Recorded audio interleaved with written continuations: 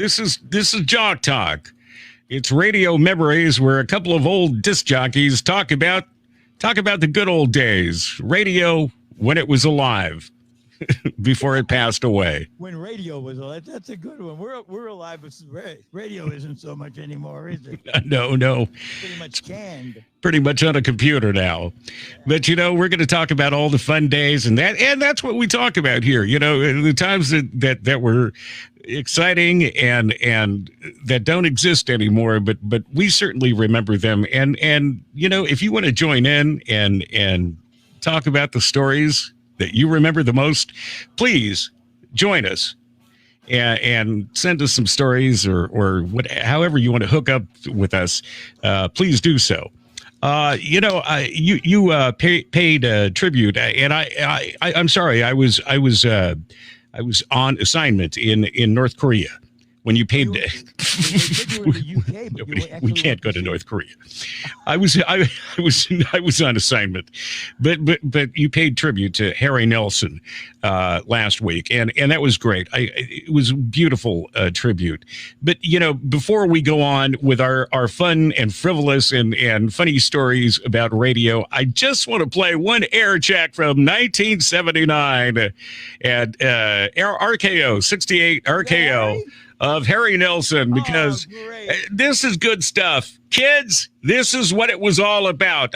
This is good stuff. 68 RKO and Harry Nelson for Dennis John Bailey doing a little reminiscing this afternoon of those high school days, Southern ladies, and Saturday nights at the drive-in. Deacon Blues, Steely Dan, the Alton Asia, it's 2:52, and Carolyn Murdoch will be up in a second. Say, when was the last time you went out for steak? Visit the Ground Round at any of the 13 Greater Boston locations, including Cambridge, Braintree, Alston, Danvers, Andover, Norwood, and Natick, too.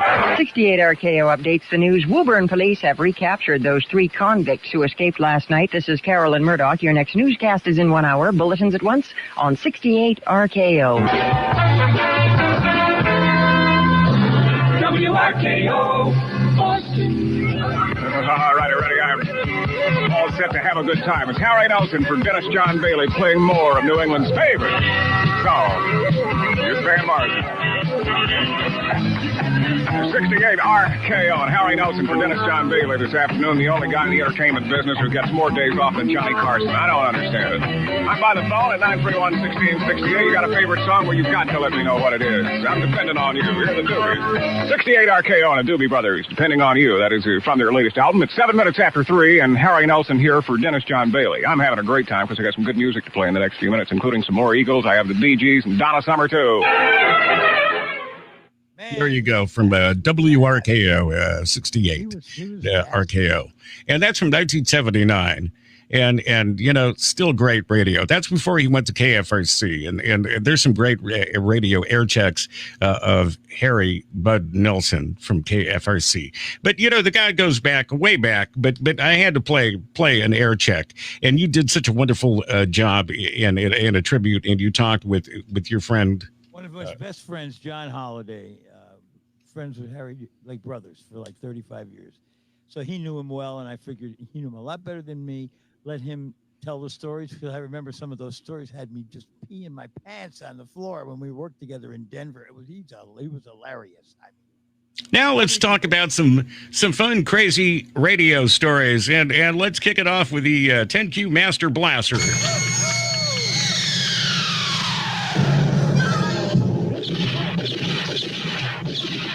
Oh, those fun top of the hour sounders that they used to play. Remember in the 70s, they kind of showed up in the 70s. They were a cheap way for radio stations that couldn't, pay for jingles for a top of the hour jingle. So radio stations would put together a little sounder and play it at the top of the hour. And that was 10Q, KTNQ, and they put together that sounder. That was one of my favorite sounders, and it always stood out to me. But, there were all kinds of fun little sounders. I worked for a radio station, and this was a crazy station, and I don't know if you've ever done this. This was early in my career. I went to a radio station, and the only other guy that was a major market guy was the program director, and that's why I went. It was medium market. So I go into this radio station. They have literally no budget. Nice facilities, though. Right. nice facilities. So we go in there. I go in there, and it's not a real professional staff. They're pretty much new guys. I'd already worked in Los Angeles, so I'd worked with some real professionals. So I'm working with some amateurs pretty much, and the program director is taking advantage of this, and he has no budget, and he has no voice, so he's not on the air. So what we do is he decides that we're going to sing our jingles. Oh, you're kidding me. No, I'm not kidding. I'm not kidding. This was probably one of the most outrageous things I've ever done. And this is the only time this has ever happened. So we go into the production room. He calls the air staff into the production room. And we have no singing voices whatsoever. We should not be singing these jingles. Right. And so he has us sing various jingles, various versions of the call letters. The station call letters, right? And we're so off key. It was so horrible. I'd never heard of it in my life, and how did yours go? Go ahead, give it a shot. What name did you use? It was Dave Schuyler. Okay, so how'd it go? And you sang. Well, all of us sang it together. I mean, so you had the entire staff. Come on. And they put a little sounder in front of it, the program director, and it went, D-D-D-D, Dave Schuyler. And like a shout, like a Dave Schuyler. Yes, oh, those are terrible. When you try to do them So, yourself. and then the PD ended up doing the legal ID at the top of the hour, and he had no voice. So it was, I don't even want to mention the call letters because he has passed away. And he was a great music director in Los Angeles. He just had a different idea as far as a program director, and just a mixed up, messed up radio station. But not only did we sing our own jingles, but the whole formatic structure was so messed up because we would play 3 songs. Now, this was a top 40 radio station, keep in mind, but we would play 3 songs in a row, and then you would come out of the third song announcing the first song that you played in that cluster. Back selling all the way back to the first song. Book. Right. Reading the phone book. So anyway. Then you would say, so you would, do the first to the last. And then you would say the current temperature, and then you would say your name, and then you would do a tease for the next song. So let's say the Tom Tom Club is coming up next, and you would say, the drums are beating for that genius of Amore. Up next. By the time all that's said, all the listeners are gone anyway. So you're talking too much. And you got nothing. Anyway. It was a ridiculous radio station, and it was a paycheck. Come on now. And honestly, in that market, everybody else at least had a decent jingle package, and that was one of the silliest radio stations I had ever been a part of. But out free. I don't know why they even didn't bother trading one out for you, making you sing your own. I have no idea why they didn't do that. But singing our own jingles was the most ridiculous, and singing our name jingles, and you had the entire staff. It wasn't just using maybe somebody with one good voice and then looping it. Oh, it was horrid. It was horrid. One of the funnest things I had, one of the funnest times in radio is when I was at KRLA, and Jim Ladd was next to me, and I'm sure Jim won't mind if I tell this story, because I was doing 3 to 7 in the afternoon on KRLA, and Jim was doing 7 to midnight, or no, 6 to 10 on KLSX, and it was almost like a Cheech and Chong movie, because every time he would open the door, it was like this big puff of smoke. Oh, no. And it was always Right out of here. and nicest guy in the world. Gave me a book, didn't ask for it. Gave me his book, autographed it, still have it to this day. Did you read it? Just a great guy. But it was always interesting to talk to Jim Ladd. I mean, he was who he was on the air, and I always loved the puff of smoke. Always got that high right before my last hour at KRLA. I'm over here playing the Manhattan's Shining Star. He's playing Kashmir, and we're both pretty buzzed. But So isn't anyway, it- those isn't it are like some. mind for it, you know? Yeah. Do you have any fun stories like that? Any crazy stories? Please, I can't even say some of mine. I can't even say most of them. But the names can't be changed to protect the innocent if people are still alive. Anyway, there's a new holiday. Juneteenth is a new holiday. President Biden signed it into law today. How about we did a ton of promotions for 4th of July. So now there's the 4th of July, but before the 4th, there's an African-American Independence Day, Juneteenth. And that's celebrated Saturday. There's the day, but it's going to be celebrated tomorrow. So tomorrow is the very first Juneteenth. So may I be one of the first? We're taping this on Thursday. So in case you see this before Friday, happy Juneteenth, everybody.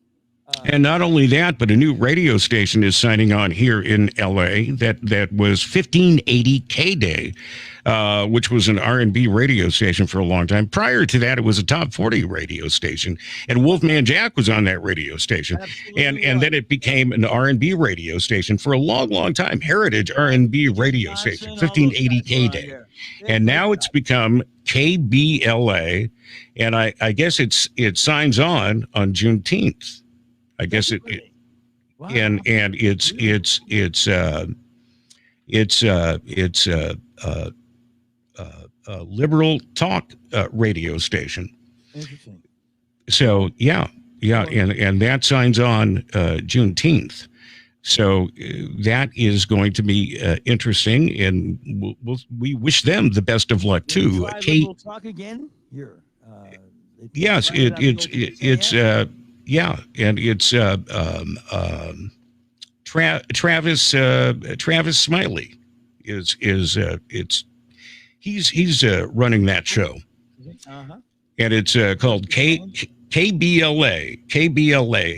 Travis Smiley. I used to work with him at KKBT, The Beat, when I was doing 6 to 10. It's all over TV too, you know. At when we called it 92.3. No, we called it the FM 92, The Beat. And then we called it 92.3, The Beat. But Tavis Smiley, that's his name. Anyway, he is running KBLA, and that signs on here Juneteenth. And that's going to be a new talk station here in LA on 1580 on your AM radio. So check that out. That's going to be interesting. 24 hours? 24 hours, yeah. On the old, 1580 K-Day frequency. So that's some good news. No? What's that? The old K-Rock. That's not the old K-Rock, is it? No, it's the old K-Day. The old K-Rock's coming back, too, that signal. AM 1500. From Burbank, they moved it over to the west side. It's somewhere over the west side. It didn't go on yet. Yeah, I've heard rumors that's going to be coming back, but nothing confirmed. So let's wait until we hear more about that. Don Elliott is the inside scoop, and he's a longtime radio guy here in L.A., and he's a guy. I want to give a shout out, first of all, to our friends in Phoenix, Captain Kurt Powers, who I love this guy because, you know what, I knew most of these guys because I used to visit my grandparents when I was a little kid, and I knew most of the guys from Phoenix, the disc jockeys. I knew listening to them as a kid before they and most of them showed up at 10Q, and I got to work with them later, like Dave Trout and Phil Flowers and Tony Evans, and Captain Kurt sent me a jingle. which was it was the Kriz jingle, the KRIZ jingle. Larry McKay is the first jingle. Larry McKay is the first jock I heard. Larry McKay was a very famous jock here in the 70s. Larry and I worked together at Y100, and then he worked at KHJ, but I wasn't there then. But we worked together in '74 at Y100. And I first heard Larry at KRIZ in 1973 at KRIZ. And it's funny because a few months later, when we came back home to LA, he was on KHJ. And that was pretty amazing. First time I heard Shotgun Tom Kelly was on KRIZ in Phoenix. Dave Trout, who became Freddie Snakeskin on KROQ. I worked with Freddie Snakeskin, Dave Trout at 10Q, and Tony Evans. Tony Evans was at Kriz, and Phil Flowers was at Kriz, and all ended up at 10Q. All these wonderful jocks, it's been a wonderful experience, great times, and I want to talk about more about that stuff, but I know we want to make this a quick one today, so I just wanted to mention those guys, and thank you, Captain Kurt Powers, for always your support. You demand, and also Don Elliott, you demand too. And he's got some great stories about KKDJ and KIIS and Kriz as well. Remember Don Elliott's record where he did the voice? Next plane to London, leaving on runway number 9. Next plane to London, leaving on. Remember that song? Don Elliott has some great stories. That's his voice. I'd love to get Don Elliott on this podcast because the guy's got some good stories. Anyway, I know we want to make this a quick one, but this is, radio memories, and gosh, anything you guys want to. I got a whole hotline story of how you get to WFIL in Philly. That was a hotline there too. You had Phoenix to LA, where we had Scranton, Wilkes-Barre, and Allentown, and other areas in the area there to Philly hotline. That's how you got in there. And we'll talk about that next time. Looking forward to it, too. I got lucky because I got to do both. I got to do the East Coast hotline, the West Coast hotline, even the middle hotline. Did a little Dallas, did some Toronto, I didn't dig Canada as far as the weather, but the people up there are great. Yeah, you really got to experience it. The only I pretty much have been a Southern California for the most part of my career, and a little bit of Northern California, and for a very quickie time in Milwaukee, Wisconsin. And that was a little too cold. I was so happy to come home to Southern California. But we'll talk more about that and some more fun stories. And please share your stories too with us. Please. We'd love to hear from you. And Tony Cox, who left a message for us. If it's boring, don't watch the show. Got it? I've known Tony Cox forever. I'm wearing my 97.1 KLSX t-shirt. I love it. Great condition too. Look at that thing. Yeah. All right. Really good shape. And we'll talk more about this next time. Everybody. CD stacked up. That's really an amazing shirt if you look at it. The technology that was there, and now look at where we're at. Download City. What's really funny is this t-shirt has cassettes on it. It's funny. Oh no! I thought they were CDs. It's cassettes. Wow, that's an old t-shirt there. Oh yeah. Great shape. Yeah. Excellent. All right, okay. I'm gonna have to dig some of mine out of the mothballs myself. There you go. I don't know if they'll fit though. Thank you, Skywalker. Thank you, Banana Joe. We'll talk soon. Jock Talk, and we're gonna be back with another episode in a couple of days. So stick around, stay tuned. You can get our Jock Talks at bananajoeradio.com. You could get them at the SecureNet site there on their server, on their hosts list.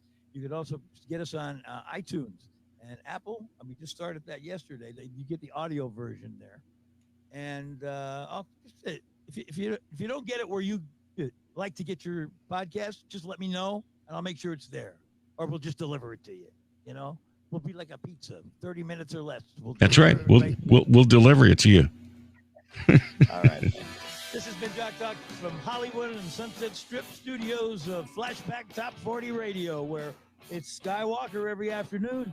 And me, Banana Joe, I'm on right now. Oh, my God, my record is ending. I better get going. Have a good one, guy. Take care, buddy.